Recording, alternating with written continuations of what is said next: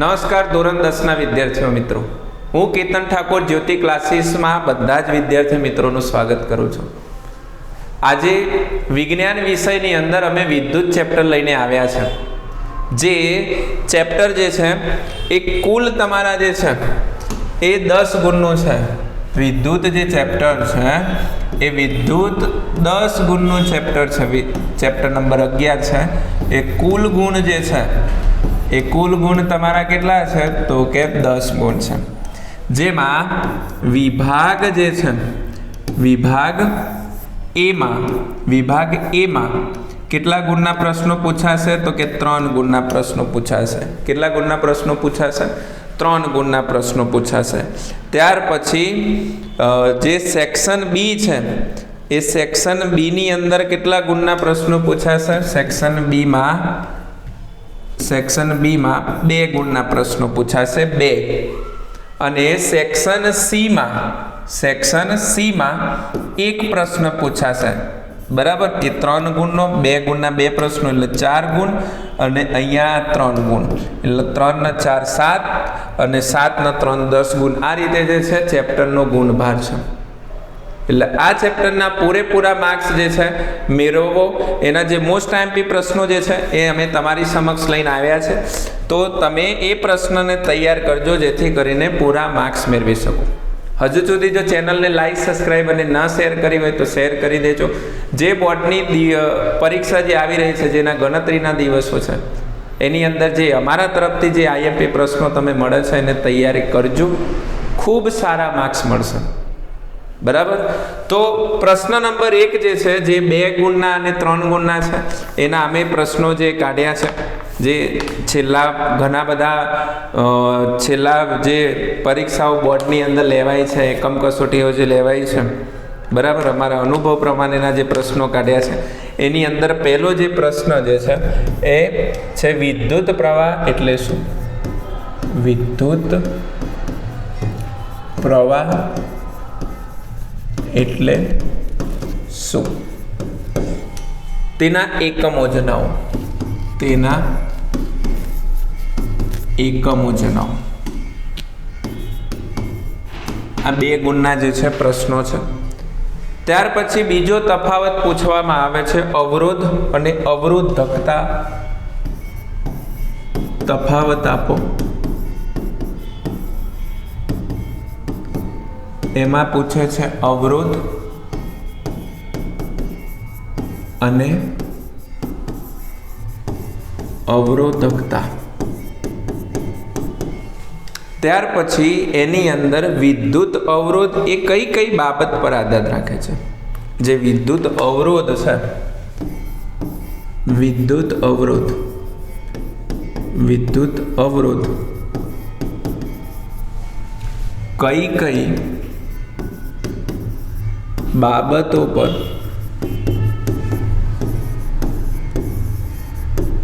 આધાર રાખે છે?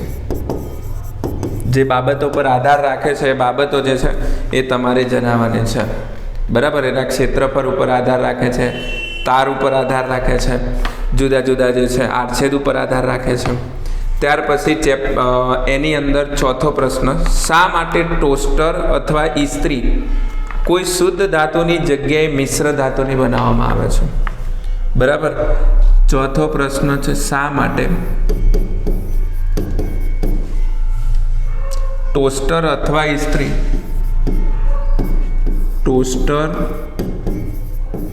ઇસ્ત્રી જેવા સાધનો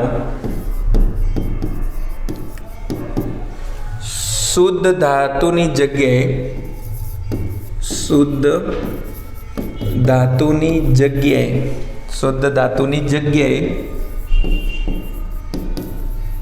મિશ્ર ધાતુના બનાવવામાં આવે છે। કેવા ધાતુના બનાવવામાં આવે છે? મિશ્ર ધાતુના બનાવવામાં આવે છે। આવા પ્રશ્નો જે છે એ તમારે આપવાના છે।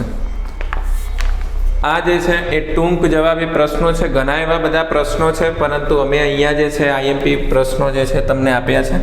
બીજા પ્રશ્નો જોઈએ તો ઓહમનો નિયમ લખો અને અવરોધના ઓહમનો નિયમ લખી તેને સમજાવું. પહેલો પ્રશ્ન છે ઓહમનો નિયમ લખી ઓહમનો નિયમ લખી સમજાવો. મોસ્ટ આઈએમપી જે છે પ્રશ્ન છે. ત્યાર પછી ફ્યુઝની ટૂંક નોંધ લખો. શું છે? ફ્યુઝની ટૂંક નોંધ લખો. બરાબર. ફ્યુઝની અંદર જે તાર વાપરવામાં આવે છે એ કઈ માટીમાંથી બનાવવામાં આવે છે, વિદ્યુતનું શું વાહક છે, અવાહક છે. બરાબર.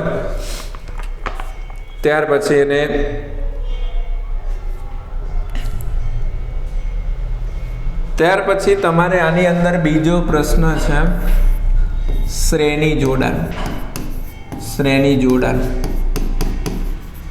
પછી બીજો પ્રશ્ન છે સમાંતર જોડાણ. કેવો? સમાંતર જોડાણ. આ બંને પ્રશ્નો જે છે એ મોસ્ટ આઈએમપી પ્રશ્નો છે. શ્રેણી જોડાણ અને સમાંતર જોડાણ. શ્રેણી જોડાણ અને સમાંતર જોડાણ. બરાબર. સમાંતર જોડાણ. હવે જે શ્રેણી જોડાણની અંદર હોય છે ને આપણે આ રીતે પણ પ્રશ્ન પૂછે છે અથવા આ રીતે પ્રશ્ન પૂછે છે RS બરાબર R1 plus R2 plus R3 ને વ્યાખ્યાયિત કરો. આ રીતે પણ પ્રશ્ન પૂછે છે.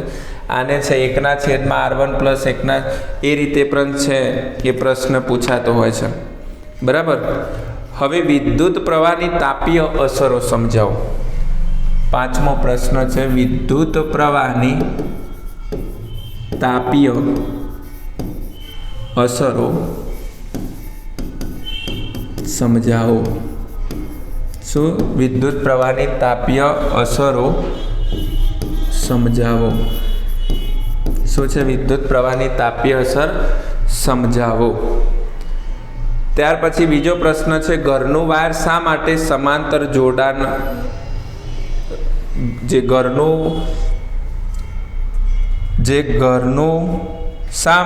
ઘરનું વાયરિંગ શા માટે સમાંતર જોડાણ રાખવું જોઈએ?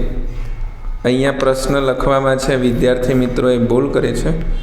બરાબર. એમાં એવું છે તો કે ઘરનું વાયરિંગ શા માટે સમાંતર જોડાણમાં કરવું જોઈએ? બરાબર. આ રીતે ઘરનું વાયરિંગ શા માટે સમાંતર જોડાણમાં કરવું જોઈએ?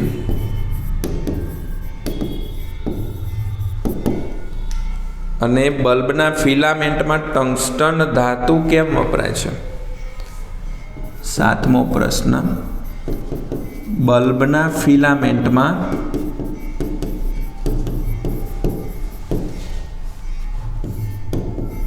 ટંગસ્ટન